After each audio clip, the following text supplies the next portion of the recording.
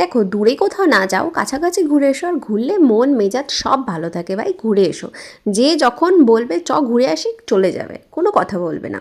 তো hello everyone, তোমাদের জন্য নিয়ে চলে এসেছি আমার ছোট্ট ছোট্ট মিনি ব্লগ। কেমন আছো তোমরা সবাই? আশা করি সবাই খুব ভালো আছো, আমিও খুব খুব খুব ভালো আছি।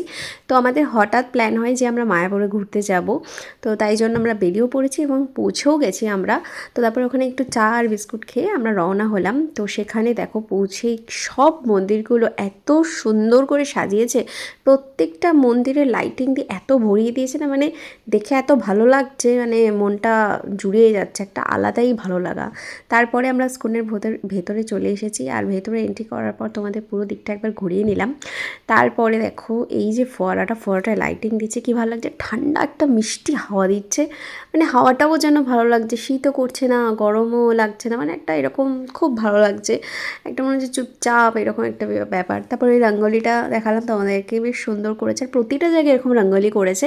সবগুলো তো নিইনি, বাট লাস্টে একটা নিয়েছি, তোমাদের সাথে শেয়ার করব। তারপর পুরো আমরা মায়াপুরের ভিতরে রাস্তায় ঘুরে ঘুরে বেড়াচ্ছিলাম। হ্যাঁ, তারপরে এখানে অখণ্ড হরিনাম সংকীর্তন চলছে। তো মানে চলছে মানে কি, এটা চলেই নন স্টপ এটা। তো সেখানে কিছুক্ষণ আমরা দাঁড়িয়েছিলাম, বেশ ভালো লাগছিল, মনটা শান্ত হচ্ছিল, খুবই ভালো লাগছিল। হ্যাঁ, তারপরে আমরা কিছুক্ষণ ঘুরে ঘুরে আবার দেখছিলাম, আর ঘুরতে ঘুরতে প্রত্যেকটা ভবনে আমরা যে গেছি, প্রতিটা ভবনে আমরা লাইটিংগুলো দেখছি, এতটা সুন্দর সাজিয়েছে।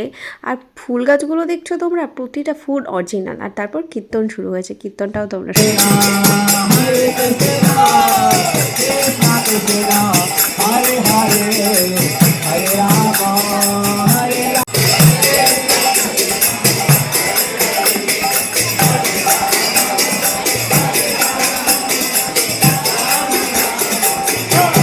সবাই দোল উৎসব হিসেবে ট্যুরিস্টরা প্রচুর এসেছে এখানে।